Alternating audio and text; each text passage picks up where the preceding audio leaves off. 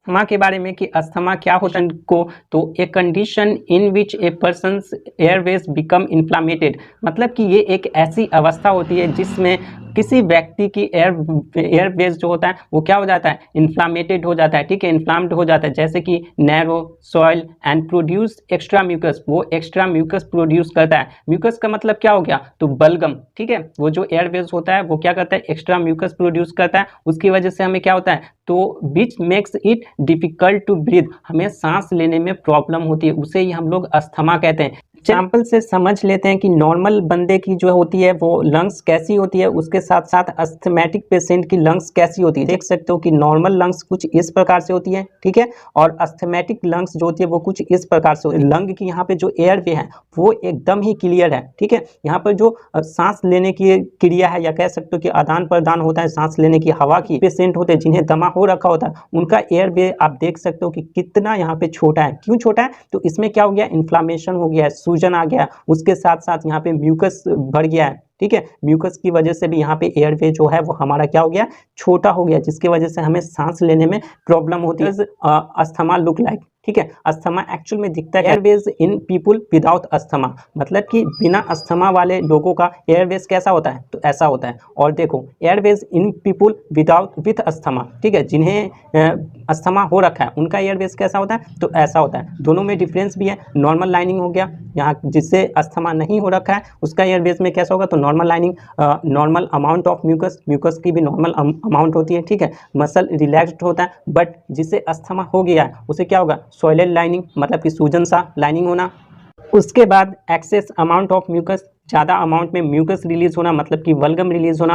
Muscle टाइटेंट, ठीक, cause के बारे में कि किन कारणों की वजह से जो है वो हमारे को अस्थमा हो जाता है, कौन कौन सी कारण होती है जिससे आप बच के रहोगे तो ऑफकोर्स आपको भी अस्थमा नहीं में बात करें तो पॉल्यूशन की वजह से हो सकता है, smoking, bacteria and viruses, genetic, genetic कहने का मतलब कि अगर आपके दादाजी को अस्थमा था तो आपके पापा को भी होगा, और आपके पापा को होगा तो आपको भी होगा, तो ऐसे करके फिर आपके बच्चों को भी हो सकता है, तो जेनेटिक भी यहाँ पे अस्थमा होती है, ठीक है, फैमिली वाइज या कह सकते हो कि पूर्वजों की वजह से भी आपको अस्थमा हो सकती है। फिर आता है पेट्स, यानी कि कुत्ते बिल्लियों या फिर से जानवरों की वजह से भी हमें अस्थमा हो सकता है। हाउस होल्ड केमिकल्स, मतलब कि जो भी आप डेली वे में केमिकल्स यूज़ करते हो, ठीक है, एग्जाम्पल में घर में कोई भी केमिकल का उपयोग किया जाता है, चाहे वो खाने बनाने में हो गया या फूड में ही आप लोग केमिकल यूज़ करते हो, तो उसकी वजह से भी आपको अस्थमा हो सकता है, या अनवांटेड फूड आप लोग खाते हो तो उसकी वजह से भी आपको अस्थमा हो सकता है। साथ ही साथ डस्ट, मतलब कि धूल गर्दे से भी आपको क्या करना है, बच के रहना है, नहीं तो धूल गर्द। सिम्टम्स के बारे में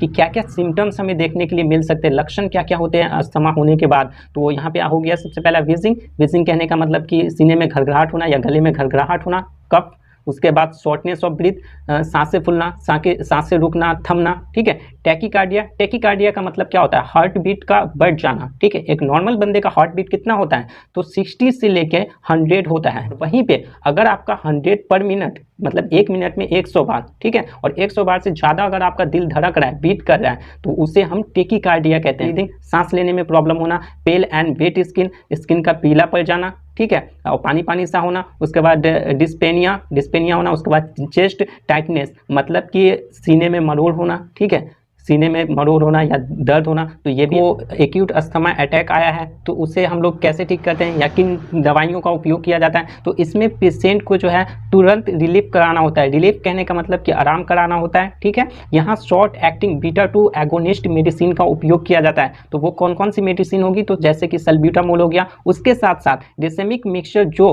लीवो और डेक्स्ट्रो दोनों को मिक्सचर करता है या मिक्सचर होता है, ठीक है, वो कौन सी मेडिसिन होती है, तो लीवो सल्ब्यूटामोल, ठीक है। ये इसमें क्या होता है, तो लीवो और डेक्स्ट्रो दोनों का मिक्सचर होता है, तो लीवो सल्ब्यूटामोल और सल्ब्यूटामोल का हम उपयोग करते हैं, कब करते हैं, तो एक्यूट अस्थमा अटैक आता है तब, और पेशेंट को क्या कराते हैं, तो सबसे पहले उसे क्या कहते हैं, आराम कराते हैं। पोटेंट लीवो मेडिसिन जो होती है, मतलब कि लीवो सल्ब्यूटामोल मेडिसिन जो हो गया वो काफ़ी पोटेंट होता है कंपेयर टू सल्ब्यूटामोल। पोटेंट का मतलब क्या हो गया, फायदेमंद, ठीक है, और इसका सल्ब्यूटामोल से कम साइड अटैक में लीवो सल्ब्यूटामोल जो है वो काफ़ी फायदेमंद होता है, मोर पोटेंट होता है। उसके साथ साथ साइड इफेक्ट जो है ना वो सल्ब्यूटामोल के कंपैरिजन में लीवो सल्ब्यूटामोल का कम देखने के लिए मिलता है। तो ज़्यादातर टाइम यहाँ पे लीवोसल्ब्यूटामोल का ही उपयोग अस्थमा के पेशेंट को कौन कौन सी मेडिसिन दी जाती है, तो एस्थेलिन इनहेलर, इसमें क्या होता है, तो सल्ब्यूटामोल होता है। इसका उपयोग किन चीज़ों में किया जाता है, कौन सी बीमारी में, तो ऑफकोर्स अस्थमा में किया जाता है।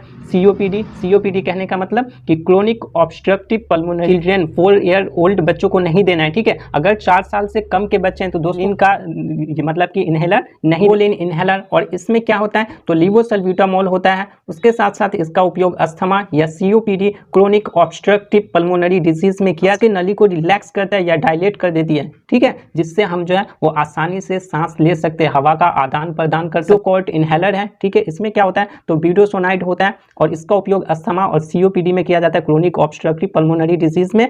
और ये ड्रग्स सब क्या करते हैं, तो सांस की नली को क्या करता है, रिलैक्स करता है, जिसकी वजह से हम जो है वो काफ़ी अच्छे तरीके से सांस ले पाते हैं इनहेलर की मदद से। मेडिसिन आती है, इसका उपयोग ऑफकोर्स अस्थमा और सीओपीडी में किया जाता है। और इसमें क्या होता है, तो लीवोसल्ब्यूटामोल होती है। इन्फ्लामेशन का मतलब क्या होता है, सूजन। एंटी का मतलब क्या होता है, अगेंस्ट, मतलब कि सूजन के अगेंस्ट जो काम करता है उसे ही हम लोग एंटी इन्फ्लामेशन कहते हैं। और ऑफकोर्स इसमें क्या होता है, तो हमारा जो अस्थमेटिक लंग होती है उसमें सूजन आ जाता है, तो उसे ठीक करने के लिए कौन सी मेडिसिन का उपयोग करते हैं, तो एंटी इन्फ्लेमेटिक मेडिसिन का उपयोग करती हैं। और ये कौन से क्लास की मेडिसिन होती है, तो कॉर्टिकोस्टेरॉइड क्लास की मेडिसिन होती है। और ये कैसे काम करता है, ये नली जो होती है उसमें सूजन या इन्फ्लामेशन या म्यूकस जम जाता है तो उसको यह काटता है या हटाता है। तो हाइड्रोकोर्टिसोन इंजेक्शन, इसका उपयोग ऑफकोर्स अस्थमा और सीओपीडी में किया जाता है और इन्फ्लामेशन स्वेलिंग में, ठीक है, वेन्स या वेनस, ठीक है, मतलब कि नस में जो है वो इस इंजेक्शन को ले सकते हैं। तो मांस में और नस में दोनों में जो है वो इस इंजेक्शन को लिया जा रहा है।